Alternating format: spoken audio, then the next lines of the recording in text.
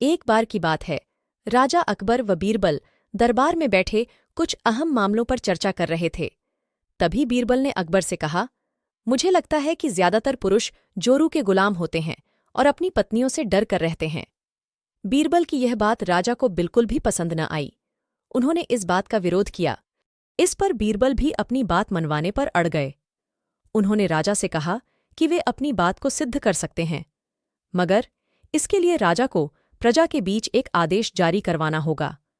वह आदेश यह था कि जिस पुरुष के अपनी पत्नी से डरने की बात सामने आएगी, उसे दरबार में एक मुर्गी जमा करानी होगी।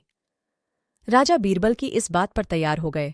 अगले ही दिन प्रजा के बीच आदेश कराया गया कि अगर यह बात सिद्ध हो जाती है कि कोई पुरुष अपनी पत्नी से डरता है, तो उसे दरबार में आकर बीरबल के पास एक मुर्गी जमा करवानी होगी। फिर क्या था, देखते ही देखते बीरबल के पास ढेरों मुर्गियां इकट्ठा हो गईं और सैकड़ों मुर्गियां महल के बगीचे में घूमने लगीं। अब बीरबल राजा के पास पहुंचे और बोले, महाराज, महल में इतनी मुर्गियां इकट्ठा हो गई हैं कि आप एक मुर्गी खाना खोल सकते हैं, इसलिए अब आप इस आदेश को वापस ले सकते हैं।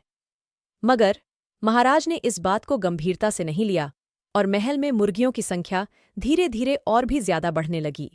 इतनी अधिक मुर्गियां महल में जमा हो जाने के बाद भी जब राजा अकबर बीरबल की बात से सहमत नहीं हुए, तो बीरबल ने अपनी बात सिद्ध करने के लिए एक नया उपाय निकाला।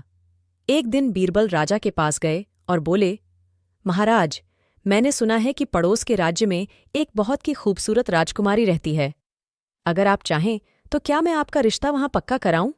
यह सुनते ही राजा चौंक उठे और बोले, बीरबल, तुम ये कैसी बातें कर रहे हो? महल में पहले से ही 2 महारानियां मौजूद हैं। अगर उन्हें इस बात की भनक भी लगी तो मेरी खैर नहीं होगी। यह सुनकर बीरबल ने तपाक से जवाब दिया, चलिए महाराज, फिर तो आप भी मेरे पास 2 मुर्गियां जमा करा ही दीजिए। राजा बीरबल का ऐसा जवाब सुनकर शर्मा गए और उन्होंने अपना आदेश उसी वक्त वापस ले लिया। कहानी से सीख। अकबर। बीरबल की इस कहानी से हमें यह शिक्षा मिलती है कि बातों की चतुराई से हम किसी भी बात को मनवा सकते हैं। जरूरत है तो बस बीरबल की तरह चतुराई से अपना पक्ष रखने की।